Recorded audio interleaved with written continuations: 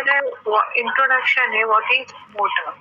An electrical motor is an electromechanical device that converts electrical energy to mechanical energy. ठीक है, ये basic definition है electric motor की. क्या इट इज इलेक्ट्रोमैकेनिकल डिवाइस. ये क्या करता है, इलेक्ट्रिकल एनर्जी को मैकेनिकल एनर्जी में कन्वर्ट करता है. What are the different types of electric motor? Mainly it is classified into two types: alternating current, that is AC motor, and DC motor, this direct current motor. Now alternating current motor again classified into two types: synchronous AC motor and induction motor. And DC motor are classified into two types: separately excited and self excited. Now this induction motor जो है, AC motor जो है, it is classified into two types: single phase and three phase induction motor. Here in DC motor, self-excited motor is classified into three types: DC series motor, DC shunt motor and DC compound motor. ठीक है, ये classification है electric motor का. Broadly classified into two type: AC motor and DC motor. AC means alternating current motor and DC direct current motor. Alternating current motor again classified into two types: synchronous motor and induction motor. Induction motor एक single phase रहती है और एक three phase रहता है. ठीक है, DC motor में सेपरेटली एक्साइटेड रहता है और सेल्फ एक्साइटेड डीसी मोटर रहता है.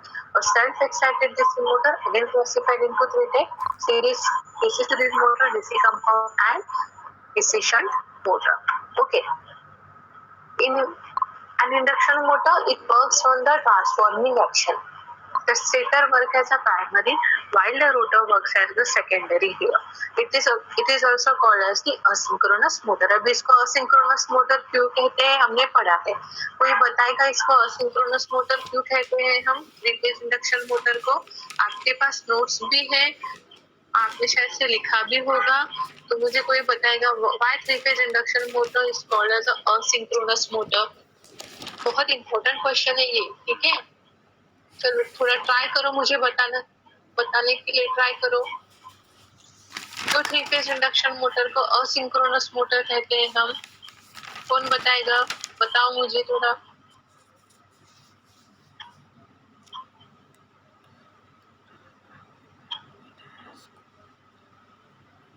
यस, अभ्युदय.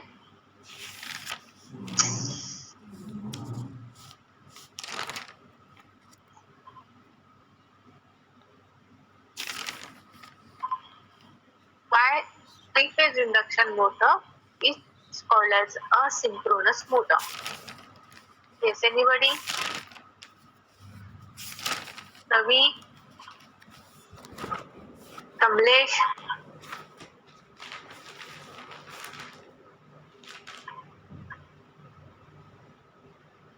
ऋतुजा. क्योंकि कभी सिंक्रोनस स्पीड से लेस स्पीड रहती है उसकी. हाँ, सिंक्रोनस स्पीड पे वो नहीं रोटेट होती. Why it is not rotate on synchronous speed? Speed is less. आप क्यों ये मोटर सिंक्रोनस स्पीड पे रोटेट नहीं करती? कुछ लॉसेस होते हैं या फिर कुछ रिलेटिव स्पीड का कुछ इससे प्रिंसिपल है. अगर वो सिंक्रोनस स्पीड पर अगर उसने ट्राई किया रोटेट होना, तो क्या होता है?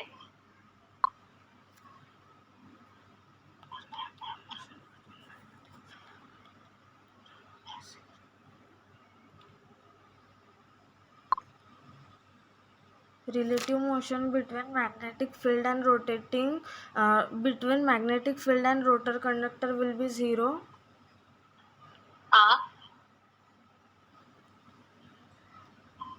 ओके, ये कंडीशन कब होती है? Relative motion between magnetic conductor and rotor become zero कब होता है ये? जब उसमें EMF इंड्यूस नहीं होता. आपने जो बताया फर्स्ट लाइन वो करेक्ट है. उनका जो relative motion between magnetic field and rotor conductor become zero कब होता है? जब हमारी मोटर सिंक्रोनस स्पीड पे ट्राई करती है रोटेट होने के लिए. तो वो जीरो हो जाता है ना, रोटर हमारी क्या होती है, स्टॉप हो जाती है, एकदम जीरो स्टेडी स्टेट में आ जाता है, ठीक है, बराबर है। So in this induction motor stator and rotor, these are the two main parts of the induction motor. Stator work as the primary and rotor work as the secondary. It is mostly used for the industrial application. Domestic में भी use होता है, commercial में भी और industrial में भी। तो थ्री फेज में ज्यादातर है वो हमारी इंडस्ट्री में यूज होती है, ठीक है।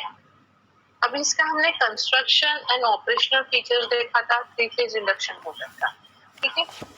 सो कंस्ट्रक्शन में कैसा है, अभी यहाँ पे देखो, सबसे पहले एंड बेल कनेक्ट है, ये एंड बेल को रोटर शाफ्ट कनेक्ट है। फिर ये जो शाफ्ट जो है इसके ऊपर रोटर माउंट रहता है। वो रोटर का यहाँ पे कंस्ट्रक्शन दिया है, एक रहता है रोटर आयरन कोर, देन उसके नीचे रहता है रोटर वाइंडिंग। रोटर वाइंडिंग के ऊपर हम रोटर आयरन कोर प्रोवाइड करते हैं, ठीक है। देन स्टेटर कोर रहता है, देन स्टेटर वाइंडिंग रहता है। ये सब असेंबली ये मोटर फ्रेम के अंदर प्लेस रहता है, ठीक है। देन मोटर फ्रेम के ऊपर एक रहता है टर्मिनल बॉक्स, जिससे सप्लाई मिलता है हमारे स्टेटर को, ठीक है। और फिर एंड में यहाँ पे क्या कनेक्ट है, फिर से फैन एंड बेल है और उसके बाद फैन कनेक्ट है, ठीक है, एंड बेल एंड फैन। ये इसका बेसिक कंस्ट्रक्शन डायग्राम है, ओके ना। अभी हमने इनके फंक्शंस क्या है, ये सब पार्ट्स जो इनके फंक्शंस पढ़े थे। तो सबसे पहले है स्टेटर। अभी स्टेटर में देखो, स्टेटर का कंस्ट्रक्शन कैसा है, पर सबसे पहले मोटर फ्रेम रहता है। मोटर फ्रेम क्या करता है, इट सपोर्ट्स द स्टेटर को, ठीक है। ये क्या करता है, सपोर्ट करता है, एक मिनट,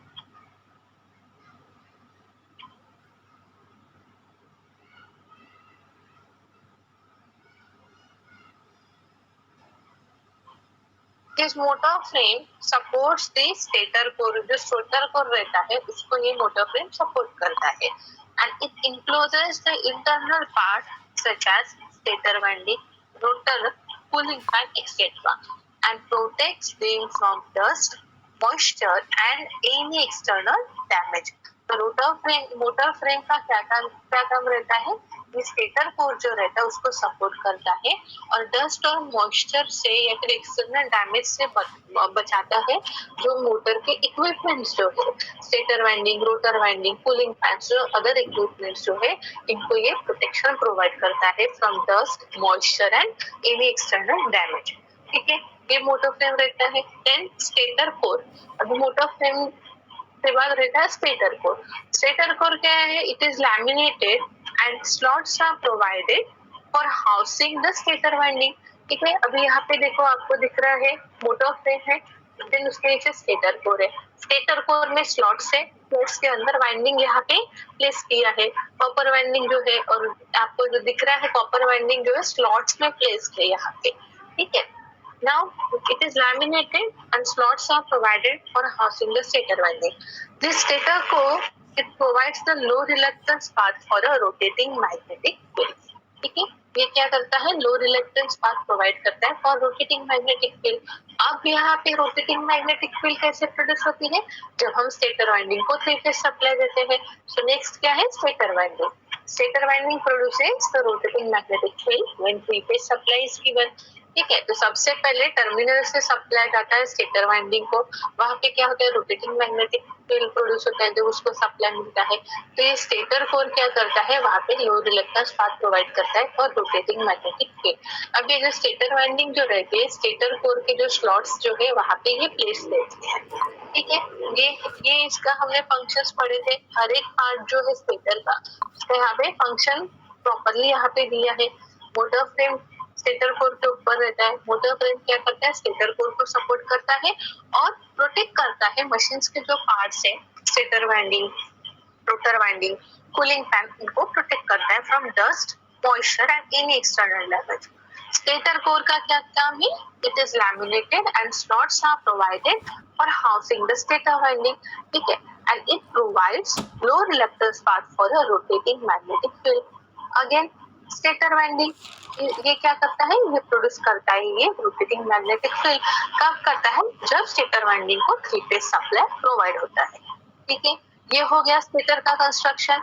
सिमिलर है रोटर का कंस्ट्रक्शन, यहाँ पर भी रोटर कोर रहता है, फिर उसके बाद रोटर कंडक्टर।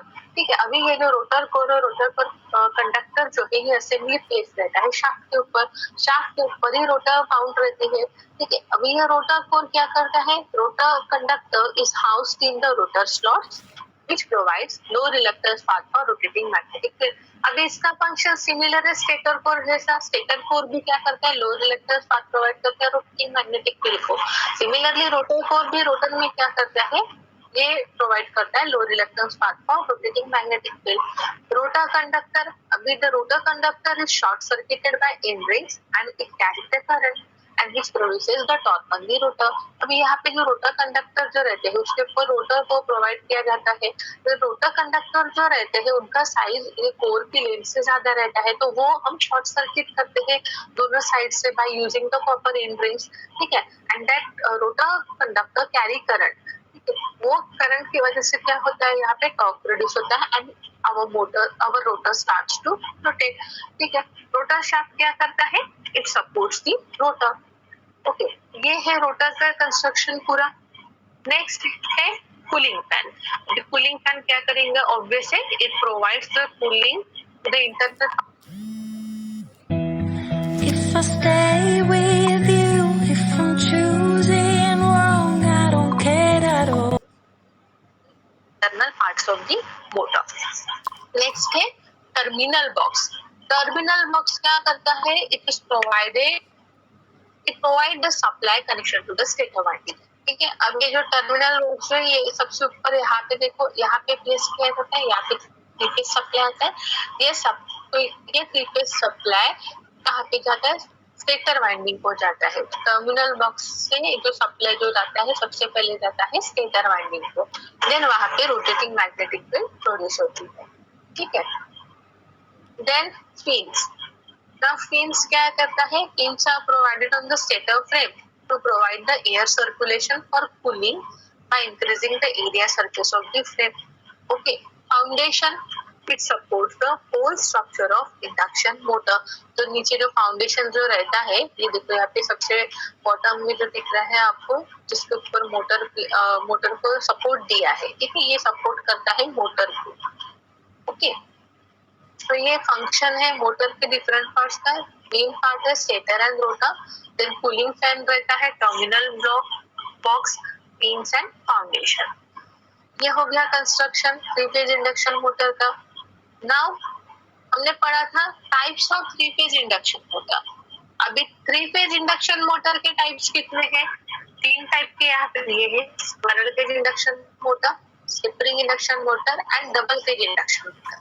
और हमने दो मोटर पढ़ी थी, squirrel cage and slip ring. ये दोनों ज्यादा मोस्ट इम्पोर्टेंट है। डबल केज का कभी कभी ही पूछते हैं, लेकिन जनरली ये दोनों के बारे में आएगा, इनका डिफरेंस आएगा या फिर इनको एक्सप्लेन करने के लिए बोलेंगे। So what is squirrel cage induction motor. अभी यहाँ पे आपको दिख रहा है स्क्वायरल केज इंडक्शन मोटर का ये कंस्ट्रक्शन डायग्राम है। Here in squirrel cage type rotor, it consists of a bars of a copper that we call as a conductor।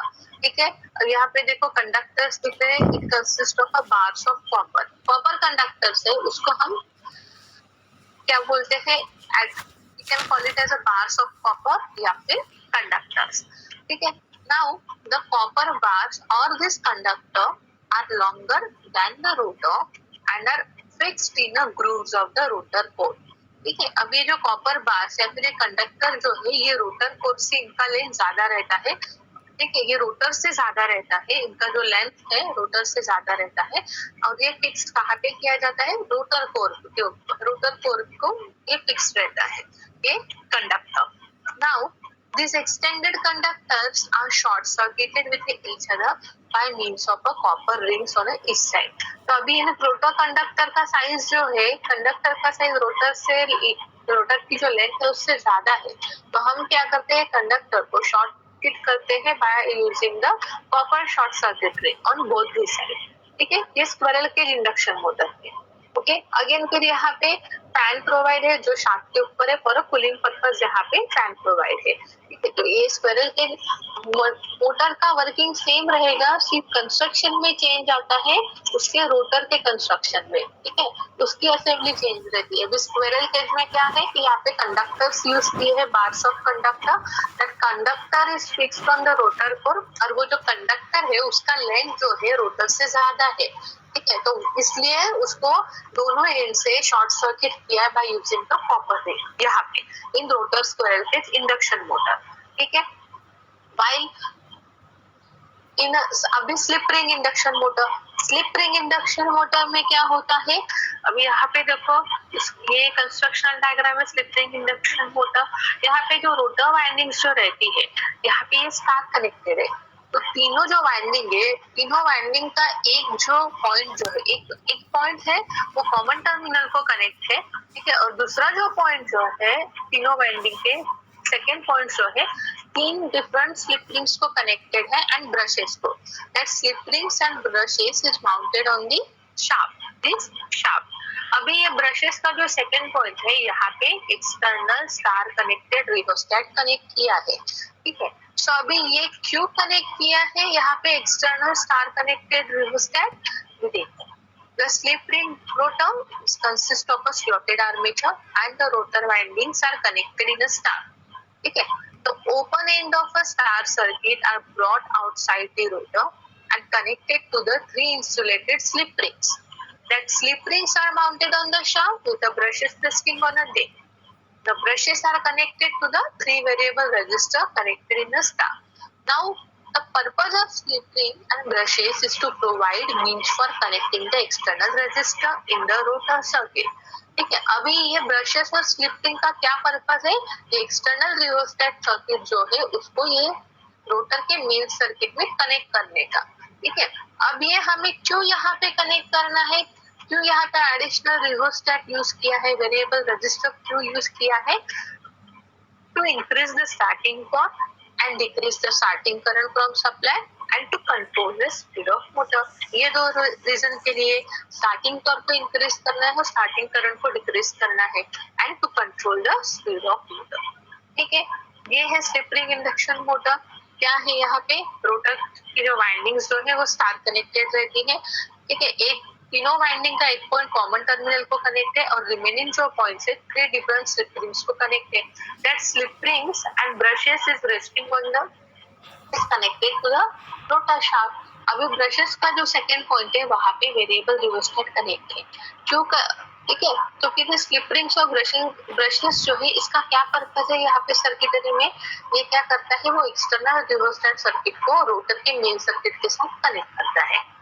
क्यों करना है, क्या पर्पस है, कि ये स्टार्टिंग टॉर्क को इंक्रीज करता है और करंट को डिक्रीज करता है and it control the speed of motor. ठीक है, पर यहाँ पे स्लिप रिंग्स और ब्रशेस जो ज्यादा यूज किए हैं इस वजह से ये मोटर का जो कॉस्ट है वो ज्यादा है। ठीक है, बट इससे हमें एडवांटेज भी मिल रहा है कि हमारा जो टॉर्क जो है वो इंक्रीज होता है और स्टार्टिंग करंट डिक्रीज होता है from the supply and it also control the speed of motor. ठीक है, कॉस्ट जो है ज्यादा है पर आउटपुट में हमें जो एफिशिएंसी जो है वो अच्छी मिल रही है यहाँ pay slip ring induction motor में। ठीक है, नाउ नेक्स्ट हमने यहाँ तक समझा है सभी को? Yes ma'am.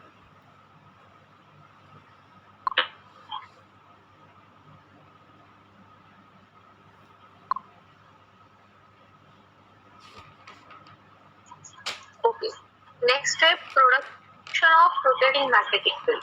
ठीक है, अभी हमने यहाँ पे डेरिवेशन देखा था कि रोटेट थोड़ा कैलकुलेशन से थे, तीनों फेज के लिए हमने वैल्यूज फाइंड किया था, फ्लक्सेस वैल्यू R/B की यहाँ पे रोटेटिंग मैग्नेटिक फील्ड में।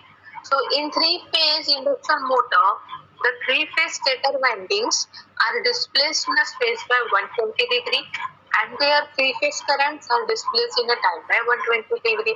ठीक है, तो थ्री फेज स्टेटर वाइंडिंग्स जो रहती है उनके बीच में यानी R/B ये जो स्टेटर वाइंडिंग्स जो है, देखो यहाँ पे दिख रहा है आपको फेज 1 फेज 2 फेज 3 यानी R/Y/B।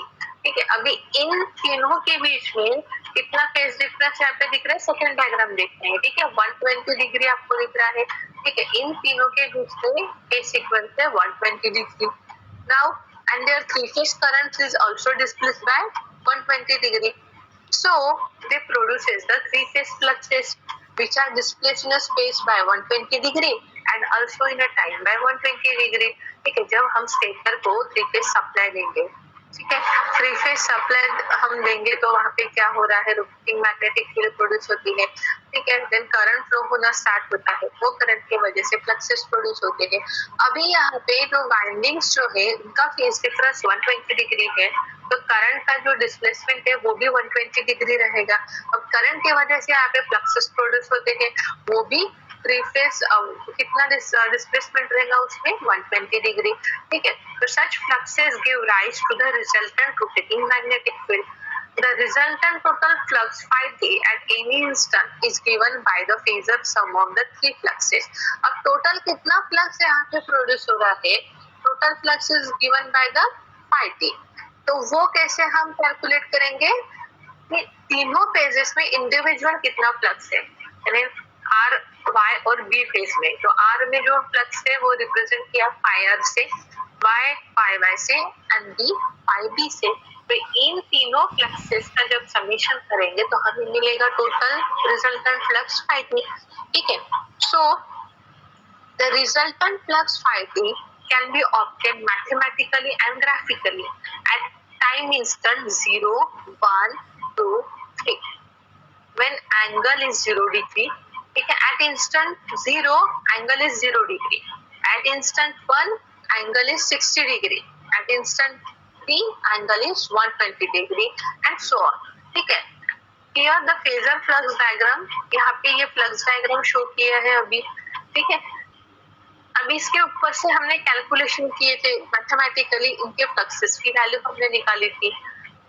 तो यहाँ पे क्या बोला है, when three phase winding is energized from a three phase supply, a rotating magnetic field is produced.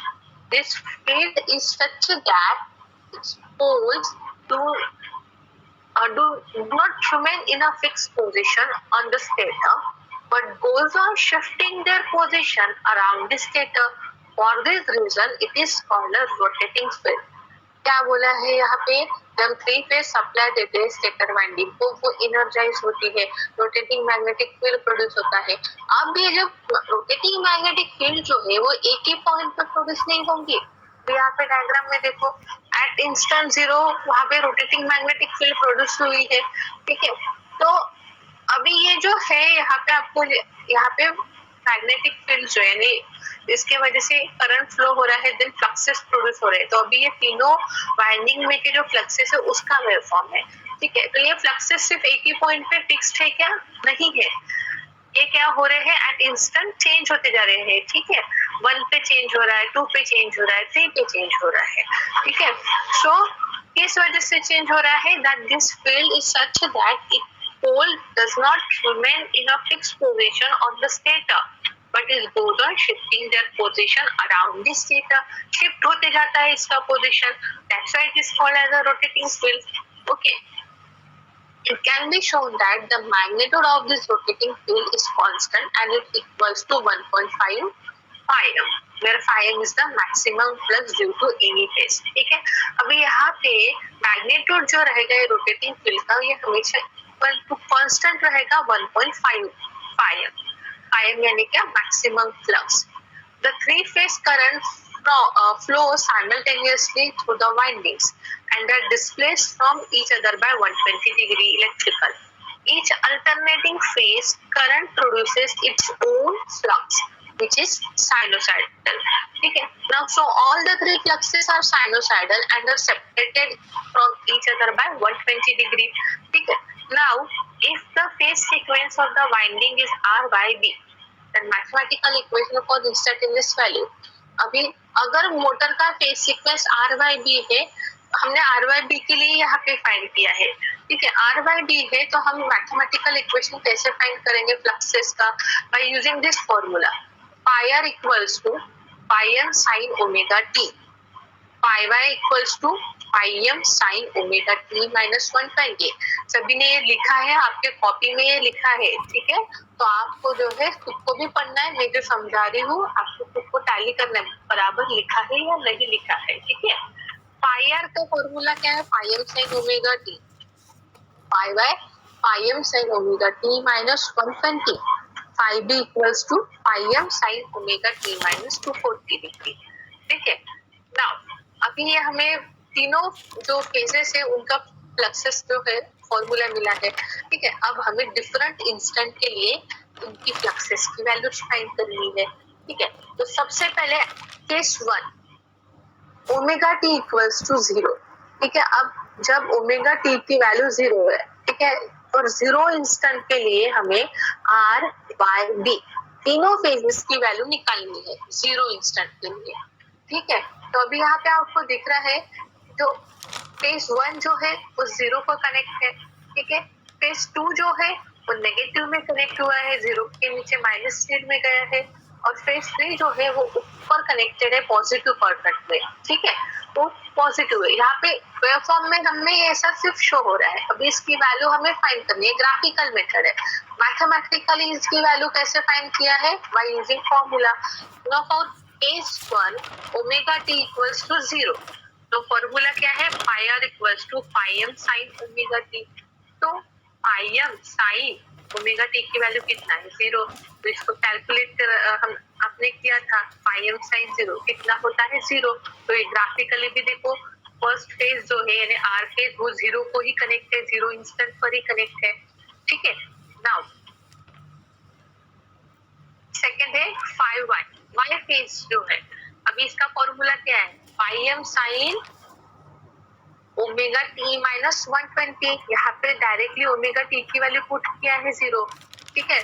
तो पाई एम साइन 0 माइनस 120 कितना आता है, पाई एम साइन माइनस 120, ठीक है। इसको सॉल्व करने के बाद आपका ये आंसर आया है माइनस 0.866 पाई एम, ठीक है। तो अभी देखो यहाँ पे देखो, ये जो सेकंड फेज है बराबर है नेगेटिव क्वाड्रेंट में यहाँ पे शो किया है, जो पर्पल वाला जो दिख रहा है सेकंड फेज नेगेटिव क्वाड्रेंट में देखो यहाँ पे है इसका वैल्यू माइनस 0.866 एम, ठीक है। जैसे अभी दोनों फेज का निकाला है, सिमिलरली थर्ड फेज यानी बी फेज का भी वैल्यू निकालना है। तो pi M sine omega T minus 240 रहता है, ओमेगा टी 0, तो 0 माइनस 240, ठीक है। तो आपका जो आंसर आएगा वो कितना आया है, प्लस 0.866 आया। अभी देखो इसका वेव फॉर्म देखो फेज 3 का, एट 0 इंस्टेंट, ये देखो यहाँ पे ये जो है पॉजिटिव साइड में कनेक्ट है, 0 के लिए देखो, ठीक है। 0 वैल्यू में रेड वाला जो वेव फॉर्म है वो पाई आर शो कर रहा है, आर फेज शो कर रहा है, वो 0 पे कनेक्ट है। वाई फेज जो है, जो पर्पल वेवफॉर्म जो दिख रहा है वो वाई फेज का है, वो देखो वो नेगेटिव क्वाड्रेंट में है, और जो ब्लू वेवफॉर्म दिख रहा है वो बी फेज के लिए है, फेज 3 यानी बी फेज, देखो वो पॉजिटिव क्वाड्रेंट में कनेक्ट है एट 0 इंस्टेंट, ठीक है। और ये किसके हेल्प से ड्रॉ किया है हमने, यहाँ पे हमने कैलकुलेट किया मैथमेटिकली, फिर उसके हेल्प से यहाँ पे ग्राफ ड्रॉ किया है, ठीक है। ये साइनोसाइडल वेवफॉर्म ड्रॉ किया है। अभी जैसे केस 1 के लिए किया है, यानी एट 0 इंस्टेंट ओमेगा टी की वैल्यू 0 इंस्टेंट है। अब similarly omega t for case 2 omega T equals to 60, ठीक है, यानी एट फर्स्ट इंस्टेंट, ठीक है। ये इंस्टेंट 1 उसके लिए एंगल कितना है, 60 डिग्री 1 इंस्टेंट के लिए, ठीक है। So at omega T equals to 60, again formula वही यूज करना है, pi R, pi Y and pi B.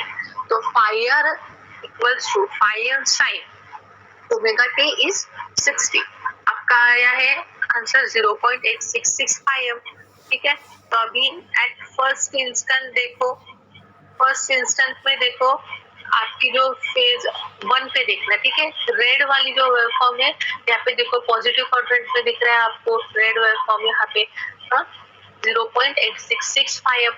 Now pi Y की value, pi M sine omega T minus 120, तो 60 ओमेगा टी इज 60 माइनस 120, तो 60 माइनस 120 कितना, minus 60, तो इसका value क्या आया, 0.866 तो वो प्रॉपरली यहाँ पे जो है नेगेटिव क्वाड्रेंट में है अभी, ठीक है। यहाँ पे ये जो शो किया है नेगेटिव क्वाड्रेंट में आ गया है। Then IB phi m sin omega t minus 240, so 60 minus 240 कितना आएगा -180, तो आपका phi b कितना आया 0, यानी ये 1 में जो है एट इंस्टेंट 1 देखो यहाँ पे ये जो ब्लू वेवफॉर्म जो है 0 पर है, ठीक है, 0 इसका वैल्यू 0 है, ओरिजिन पर है इसका ये, ठीक है। तो जैसे अभी case 1 omega T equals to 0 and case 2 omega T equals to 60 के लिए फाइंड किया, similarly case 3 omega T equals to 120 and omega T equals to 180 के लिए हमने फाइंड किया था इसका production of rotating magnetic field, ठीक है। फिर ये थे आपके फेजर डायग्राम, यहाँ पर भी फेजर डायग्राम ड्रॉ किया है at theta equals to 0 degree यानी at point 0, theta equals to 6 degree यानी इंस्टेंट कौन सा है 1, 120 डिग्री यानी एट पॉइंट 2, 180 डिग्री यानी एट पॉइंट 3। यहाँ पे जो फेजर डायग्राम से आपने ड्रॉ किया है, ठीक है। ये समझा है ये topic production of rotating magnetic field. Yes ma'am. Okay,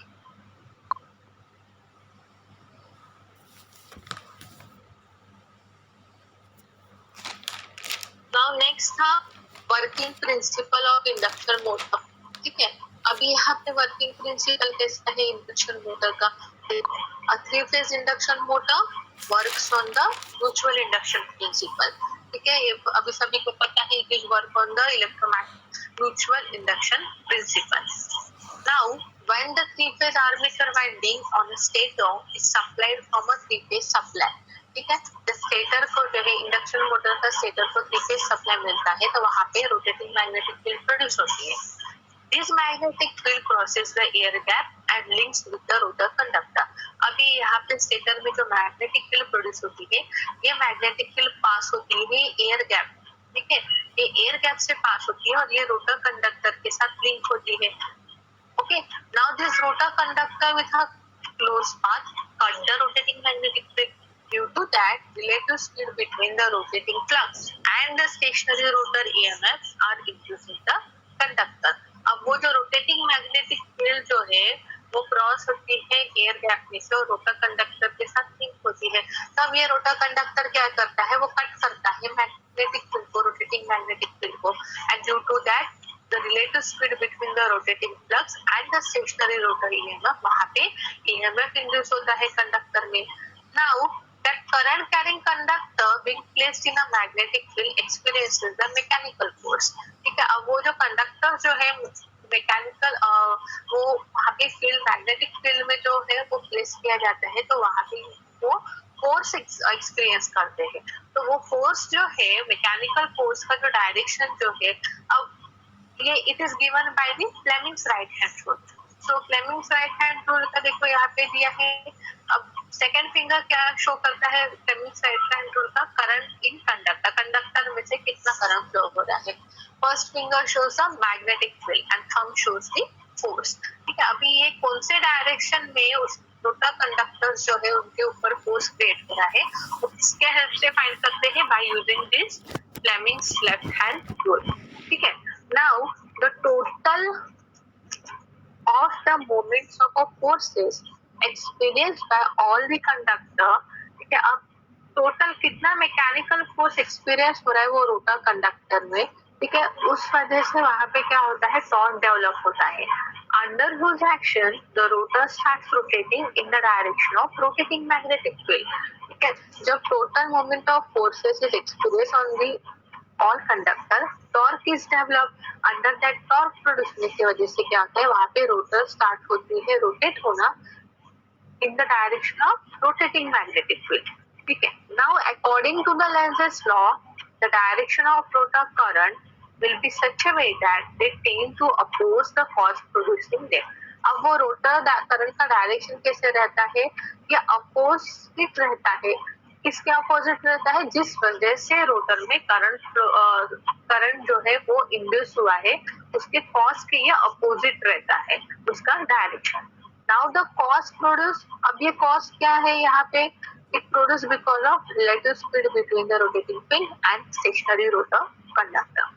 Hence, to reduce this relative speed, rotor starts running in the same direction as the state of field and tries to catch the synchronous speed of a rotating magnetic field, but it never succeeds due to the frictional losses.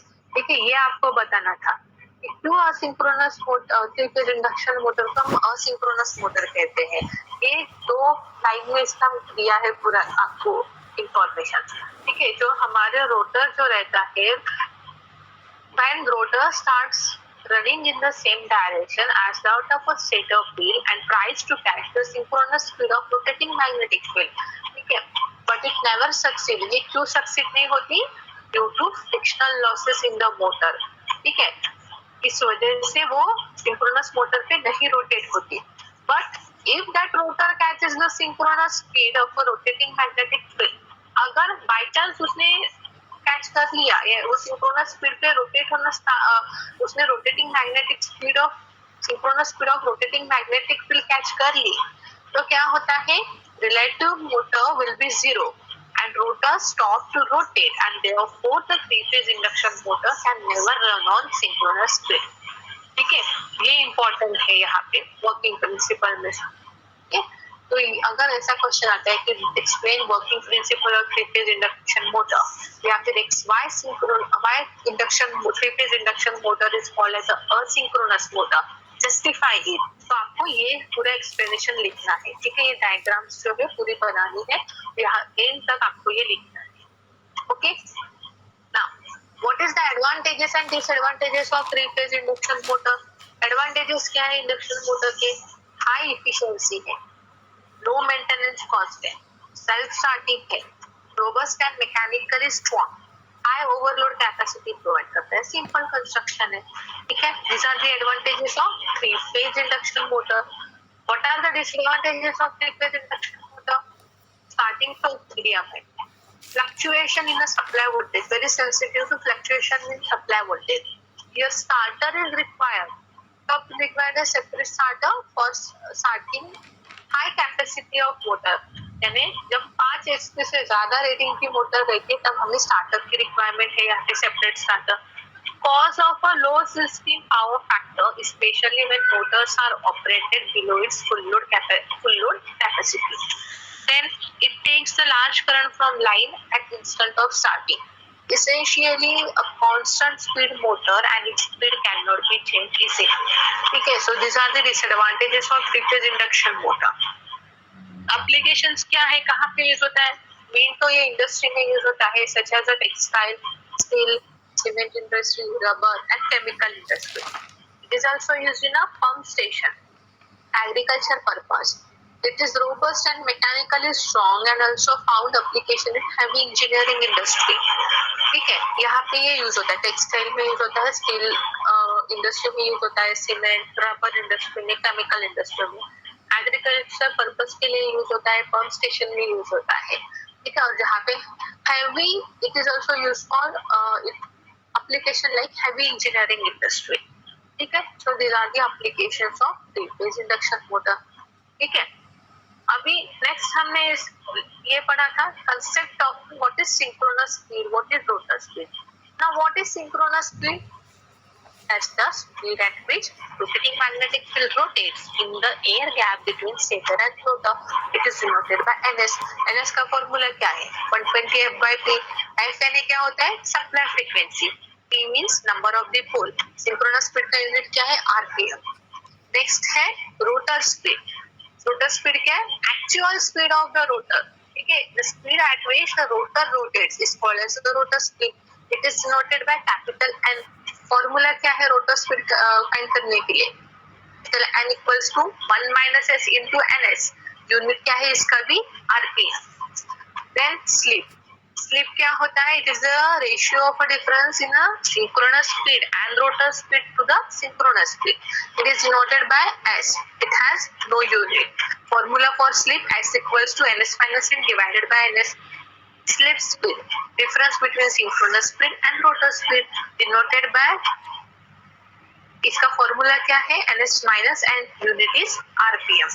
ठीक है, अब अब ये इसके ऊपर हमने already numericals किए हैं, तो डेफिनेशंस जो है ये आ सकता है आपको लिखने के लिए, इसका फॉर्मूला, डेफिनेशन विद फॉर्मूला और उसका यूनिट, ये पूरा लिखना है, तभी आपको 1 मार्क्स मिलेगा, अदरवाइज आपको मार्क्स नहीं मिलेंगे इसके। ठीक है, तो इसके ऊपर हमने न्यूमेरिकल्स जो है ऑलरेडी देख लिए हैं। ठीक है, अभी यहाँ ये स्टार्टिंग के पोर्शन में प्रॉब्लम है क्या किसी को?